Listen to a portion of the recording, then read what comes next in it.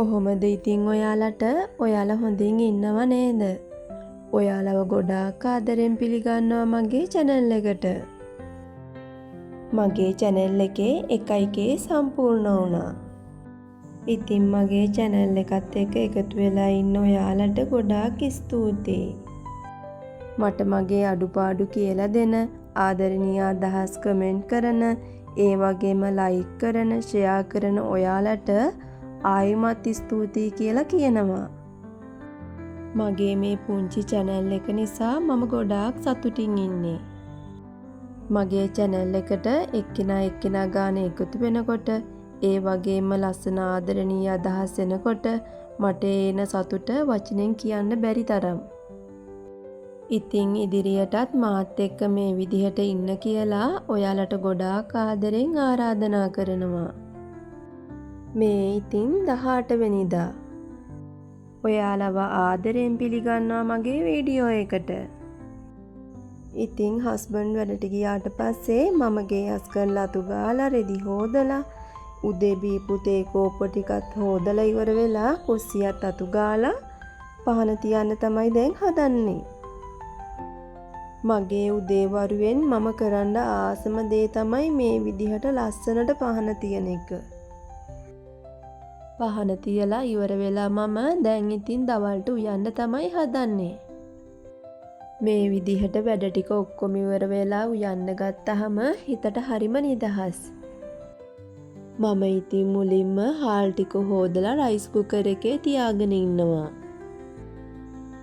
බත් එකේ දෙන්න තියලා මම ඉතින් අලයි කැරටුයි ටික හොදලා කපලා ගත්තා. ඉතින් ඒකට මම සුදු ලූණු, බී ලූණු, කරපිංචා, රම්පේ, අම්මිරිස් ටික කපලා ගත්තා. මම දැන් මේකට අමු 3-5 කුඩු ටිකක්, උළුහාල් ටිකක්, කහ කුඩු ටිකක්, කුරුදු කෑල්ලක් වගේම ලුණු කැට ටිකකුත් දාගන්නවා. මම ඉතින් මැටි ඇතිලියක් ලිපෙන් තියලා ඒකට තෙල් ටිකක් දාලා තෙල් ටික රත් වුණාට පස්සේ අබ ටිකක් දාගන්නවා. ඊට පස්සේ සුදු ලූණු ටිකයි බී ලූණු ටිකයි දාලා ටික වෙලාවක් ටෙම්පරාදු වෙන්න තියාගන්නවා. සුදු ලූණු ටිකයි බී ලූණු ටිකයි මැලවීගෙන එනකොට මම ඒකට රම්පේ කරපිංචා ටික එකතු කරගන්නවා. අල ටිකයි කැරට් ටිකයි දාලා හොඳට කවලම් කරගන්න ඕනි. ඊට පස්සේ වතුරවත් පොල් කිරිවත් දාන්න නැතුව ටික වෙලාවක් මේ විදිහට වහලා තියාගන්නවා. දැන් ඉතින් කැරට් ටිකයි අල ටිකයි තෙලේ ටික වෙලාවක් ටෙම්පරාදු වෙලානේ තියෙන්නේ. ඊට පස්සේ අපි පියන ඇරලා මේකට දිය කිරි ටිකක් එකතු කරගන්නවා. දිය කිරි දානකොටත් ගොඩාක් දාගන්නේ නැතුව අලයි කැරටුයි තැම්බෙන ගානට දාගන්න ඕනේ. දිය කිරි ටික දාපු ගමන්ම වහන්නේ නැතුව කිරි ටික ටික වෙලාවක් රත් වෙනකන් තියලා ඊට පස්සේ අපි වහලා උයා ගන්නවා. මේ ඉතින් විනාඩි 3-4කට පස්සේ මම අලයි කැරටුයි ටික පොඩිවට කපා ගත්ත නිසා ඉක්මනටම තැම්බිලා තිබුණා. ඊට පස්සේ මම හොඳට කවලම් කරලා ඒකට උකු පොල් කිරි ටිකක් දාගන්නවා. පොල් කිරි ටික මේ කැට වගේ තියෙන්නේ මම පොල් කිරි මිරිකලා ෆ්‍රිජ් එකේ තියාගන්න නිසා. දිය කිරි ටිකයි මිටි කිරි ටිකයි වෙන වෙනම ෆ්‍රිජ් එකේ තියාගත්තාම උයන වෙලාවට හරිම ලේසියි. මේ විදිහට කිරි ටික හොඳට කවලම් කරන ගමන් මම ටික වෙලාවක් ලිපේ තියාගන්නවා. එතකොට අපිට හොඳ ඔකුවට ගන්න පුළුවන්.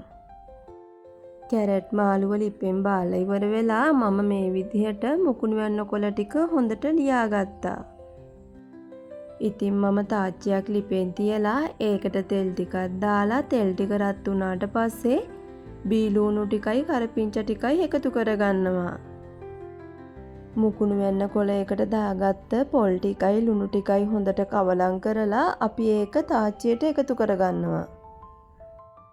ගොඩාක් වෙලා කොළ මැල්ලුම ලිපේ තියාගන්නේ නැතුව ඉක්මනින්ම මම ලිපෙන් බාගන්නවා. ඊට පස්සේ ඉතින් මම ඉක්මනටම බිත්තරයකුත් හදාගන්නවා. මේ තියෙන ඉතින් අද මගේ දවල් කෑම එක.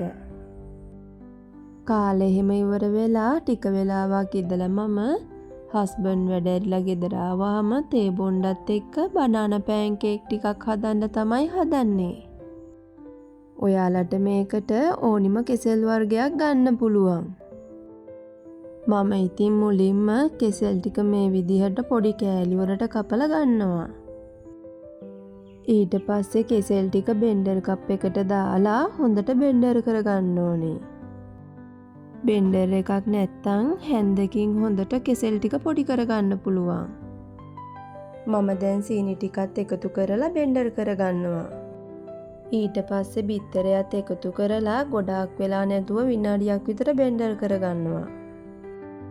දැන් මේ මිශ්‍රණය හොඳට කවලම් කරගන්න පුළුවන් ඉඩ තියෙන භාජනයකට දාගන්නවා. අපි දැන් මේ මිශ්‍රණයට පාන් පිටි ටික ටික එකතු කරලා හොඳට කවලම් කරගන්න ඕනේ. අවසානයේට හදාගන්න මිශ්‍රණය ගොඩාක් දියාරුත් නැති ගොඩාක් ඝනකමක් නැති පදමට හදාගන්න ඕනේ. මම මේකට වැනිලා ටිකකුත් එකතු කරගන්නවා. අවසානයේටම මම රට ඉදි ටිකකුයි වියලි මිදි ටිකකුයි එකතු කරලා හොඳට කවලම් කරගන්නවා.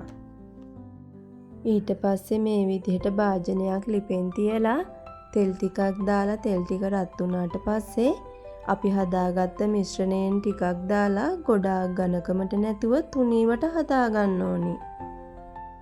මේක හදනකොට අඩු ගින්දරේ හදාගන්න ඕනි. ඔයාලට මේ හදාගත්ත මිශ්‍රණය oven එකේ දාලා කේක් එකක් විදියට හදාගන්නත් පුළුවන්. ටෝස්ටරේ හදාගන්නත් පුළුවන්. මම oven එකේ හදපු වීඩියෝ එකක් කලින් දාලා තියෙනවා. කැමති කෙනෙක් ඉන්නවා නම් ගිහින් බලන්න. මම ටෝස්ටරේ oven එකේ දෙකේම try කරලා බලලා තියෙන හින්දා තමයි අද මේ විදිහට හැදුවේ. මේ තියෙන්නේ මම හදාගත්ත බනානා පෑන්කේක් ටික. ඔයාලගේ ගෙදර ඉන්න චූටි බබාලට මේක හදලා දෙන්නකො බලන්න. එයාලා ඒක ආසාවෙන් කයි. අනික මේ පෑන්කේක් එක හරිම සොෆ්ට් විදියට හදාගන්න පුළුවන්. කලින් දාපු වීඩියෝ එකේ මගේ කුස්සියේ තිබුණු පන් බෑග් එක දැකලා ඔයාලා ඇහුවනේ මගෙන් පන් බෑග් විකුණනවද කියලා. ඉතින් ඔයාලා කැමති නම් මේ වගේ බෑග් මිලදී ගන්න පුළුවන්. බෑග් වලට අමතරව තව ඔයාලට පෙට්ටි, ඩස්බින් කූඩ, ටේබල් මැට්, වට්ටි එහෙම මිලදී ගන්නත් පුළුවන්. ඉතින් මේවට කැමති කෙනෙක් ඉන්නවා නම් මේ පේන නම්බර් එකට WhatsApp මැසේජ් එකක් දාන්න.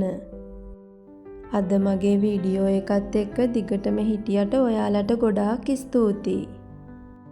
නැවත වීඩියෝ එකක් අරගෙන එනකන් ඔයාලා හැමදෙනාම සතුටින් පරිස්සමෙන් ඉන්න.